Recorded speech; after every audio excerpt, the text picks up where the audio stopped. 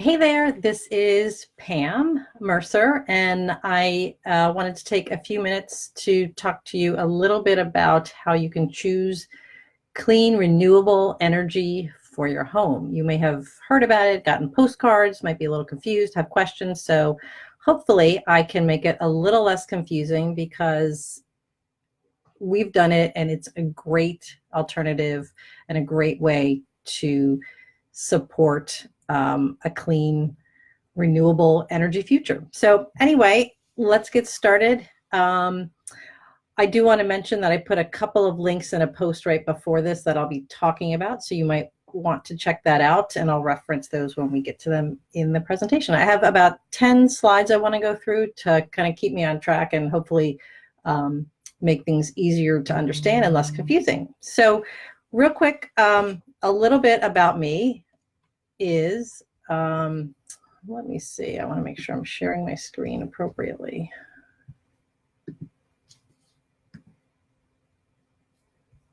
Let's see.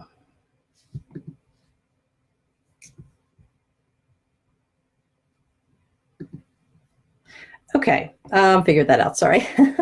Okay, so real quick about me. I live in Maryland. I've been in the same house for about 20 years.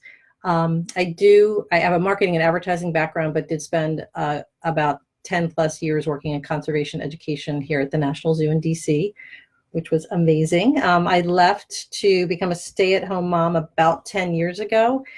And since leaving the zoo, where I was sort of focused on, conserving habitats and species in faraway places, I sort of switched my focus to what we could do at home to do our part to live a little bit greener. I was a busy mom. I am still a busy mom, but I've got 3 kids. And so I was really looking for ways that were easy, that really could fit into our lifestyle and our life, yet still make a difference and still be greener. So a few years ago, started a blog called Greenily, and I write about lots of different ways and different things that we do and try to easily fit living greener into our life. So I am about doing our part to live greener, but also making sure that it's going to fit into our lifestyle, because if it doesn't, we're not going to do it. So that's my take on it. And then I also recently started working as a renewable energy consultant with a company called Electric Advisors here in Bethesda. Let's see if I can switch the slides easier.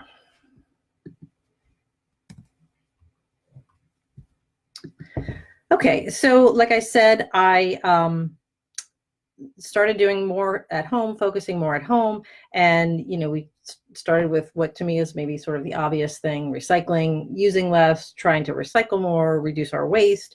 And I hadn't quite thought about electricity and our energy use yet. But I did start to focus on it. And one thing I did start to look at was, our electricity, and could we do it greener? Could we use less? Could we put solar panels on a roof? To me, that was what I first thought of in terms of how to go green in terms of our energy use. And so we did look at installing solar panels on our roof, which I really wanted to do. We just have a lot of really old mature trees and a lot of shade on our roof.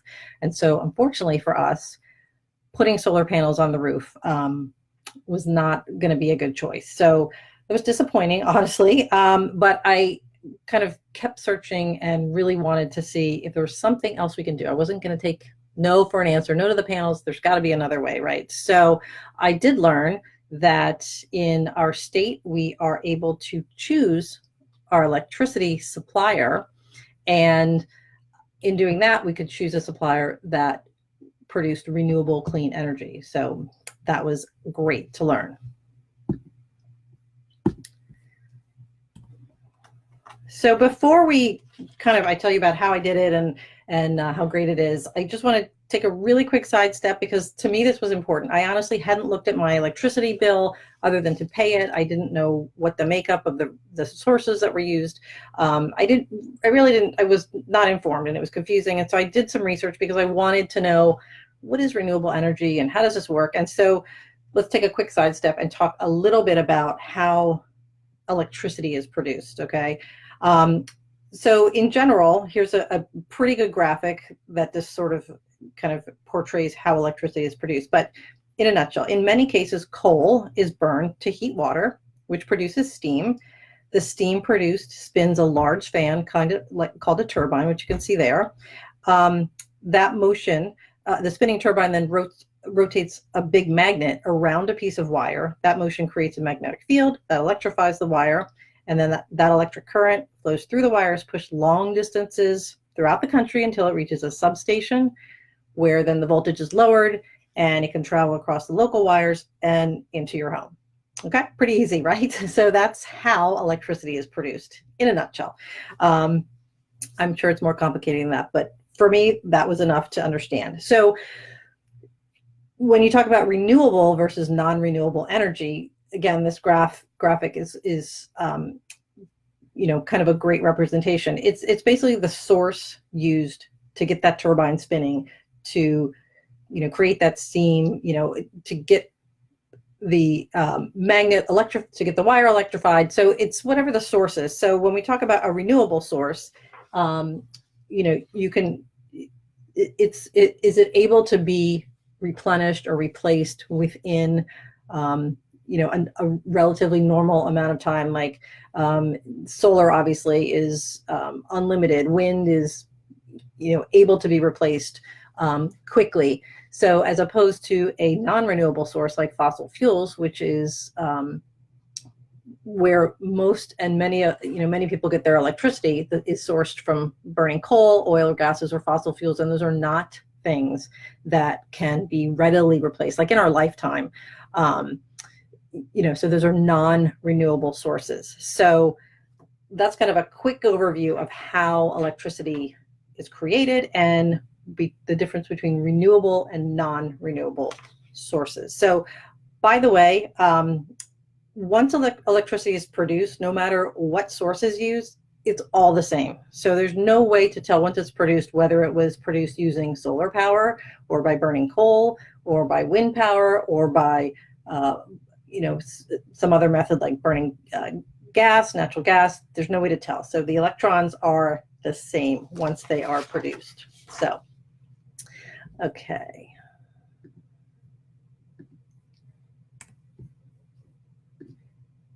Okay, so then knowing that, and that all the electricity is up on the grid, you might wonder, well, how can I use renewable energy in my home if once it's all produced, it's all the same? Well, in reality, the electricity coming into your house, even if you do use a renewable supplier, may not have been produced using a renewable source. There is obviously still a mix. We're not 100% renewable here. So you're going to have a mix. So then what's the point of choosing a renewable energy supplier, you might wonder, and that's certainly something that makes sense. So let me see if I can explain it. Okay, so that's where something called renewable energy certificates come into play. And I could try to go into a really lengthy, detailed discussion about how renewable energy certificates, or RECs, work, how they're sold, how they're bought, how they're retired.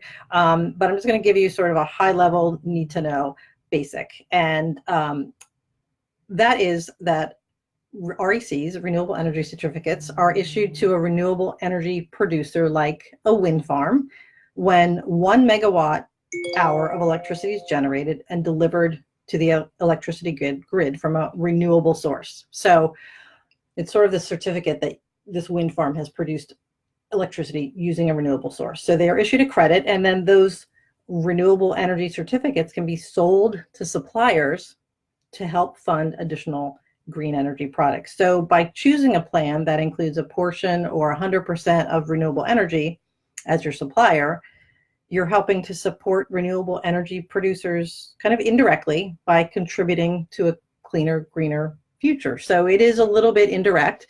The only way to directly have your home powered by a renewable source is to have solar panels on your roof, or a wind farm in your backyard, which probably doesn't work for most people. So for me, this was a great alternative to be able to at least support the additional production of renewable energy and using clean resources. So that to me was a great alternative. So let's see. Okay, so now that we've talked about how electricity is produced, renewable, non-renewable, and how you are actually using renewable energy without having solar panels or a wind farm in your backyard or on your house. Let's talk about how you can actually choose your supplier. So in the mid-90s, the energy industry was deregulated, and it allowed states to create competition for the supply market. So not the distribution part of it, but just the supply part was open to competition. And so not every state allows this competition, but in Maryland, where I live, we do have the ability to choose our supplier. Now, where I live, Pepco Maryland is my distributor, and they were my supplier, but I have since chosen a renewable source as my supplier. So I did put a link to this website, ACCES, where you can click on your state and see whether or not you are able to choose. And and it's very simple. And then it will give you some options. I think it links to suppliers in your area that you could check out rates for and see details. But you definitely check that website out to see if you are able to choose in your state, because not every state can. So, okay. Okay, so this might be an obvious answer, but why choose renewable energy? Well, you know, for me, it was because it's important for me to live greener, to do what I can. You know, obviously renewable sources are clean, no pollution, emissions, it conserves natural resources, and it creates jobs as well. So there are lots of positives to choosing renewable energy. These are all important to me, and the most important was just sort of my desire to do something that's greener and for it to be easy, because this was really, really easy. So if you do find out that you're able to switch, then how do you switch? I've said it's really easy. There's no solar panels to install or, you know, wind turbines to put up. So how does it work? So this is a great graphic from one of the suppliers that the company that I am working for had up on their website, which is great. And so really the way to switch is you simply select a supplier, and then you sign up with them. They get in touch with your local distributor, in my case, Pepco Maryland, and that's it. If you've looked at your electricity bill, I hadn't in detail, and like I said, admittedly, I had not. You'll see that there is a distribution cost portion of your website. There's also or delivery in this graphic. There's also a supply portion. So it's easy, you know, to kind of see the difference if you actually look at your bill. And so once you choose your supplier, you will just see the supply portion will say, like in this case, Elego Energy. That's actually who my supplier is now. It just shows the supply portion, the amount of electricity I'm using on my bill. I don't pay another bill. I don't have any problems with my electricity. Pepco Maryland is still my distributor. They're still who I go to if there are power outages in the area. So it's really seamless. I don't notice any difference at all. So the question a lot of people I think are confused about is, you know, isn't it a lot of work? No, it is really super simple. It doesn't take any time. You know, you sign up and then it starts at your next billing cycle. You don't need any new equipment, no new meters, no new wires. I pay Pepco Maryland, and they in turn make sure the supplier is paid. So it is really, really, really simple. Couldn't be really any easier, I guess. So the other question that I tend to get asked a lot is, you know, isn't it really expensive? And the answer for me is no. It's wind can be a little more expensive, or it can be cheaper. I've worked with clients, families who are actually saving money with wind. You know, there isn't obviously a guarantee. One of the companies we work with, the suppliers, is able to provide custom rates based on your specific usage, which is really great. We do work with a couple of others that have sort of flat rates. And it, you know, for me, it came down to what was really important for me. Was I okay paying a few dollars more a year? Yes, to be able to choose a supplier where I was going to be supporting the production of clean, renewable energy. So it depends on what is important to you. The other thing to note is that for Pepco Maryland, I assume this is the same with other energy suppliers around the country, is that they change their rates twice a year and they publish those. So you know what your rate's going to be to a certain point. And then after that, the rate is unknown. So many renewable energy supply companies have allow you, in fact, all of them, you lock into a rate for a certain period of time. So a lot of them are a year or 2 years. The one company we work with, Elego, does allow a lot of different time frames that you can lock in your rates. So that is great. You can know what your rate is going to be for a long period of time. So that's the other great thing about using a renewable energy supplier. They have contracts, and so you're locked into your rate, which is great. So now what?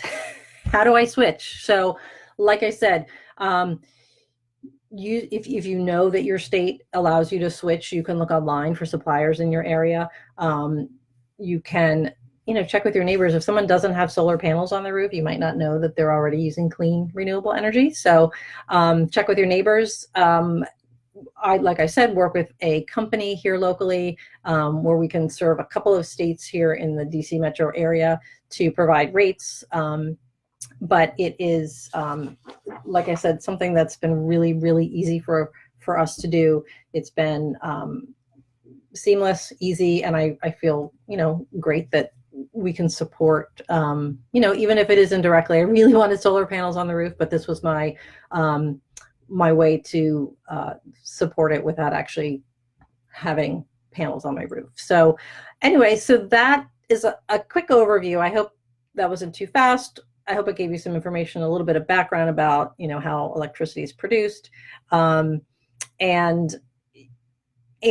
sort of the ins and outs of how choosing a renewable energy supplier works for you at home, and how easy it is, and how really beneficial it is to be able to support the continued production of clean renewable energy.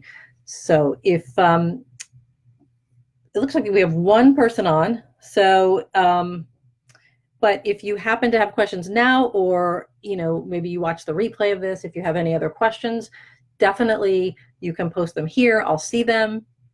And certainly you can feel free to get in touch with me. Here's a couple of ways. Electric Advisors is the company that I work for, and also Greenly is my blog. And so you can certainly reach me at either of those email addresses. So again, hopefully that was helpful. And I would love to talk with you more. And just if you have any comments, please feel free to post them below. Okay, thank you so much. Bye, guys.